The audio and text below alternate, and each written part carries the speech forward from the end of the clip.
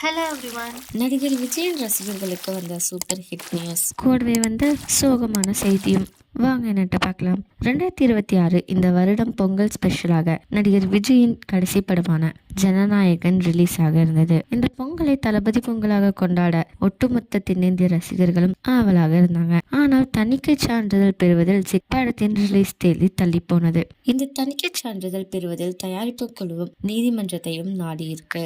ஜனநாயகன் பொங்கல் இல்லை என வருத்தப்பட ரசிகர்களுக்கு வந்த குட் நியூஸ் தான் விஜயின் செம ஹிட் படமான தெரி ரீ ரிலீஸ்.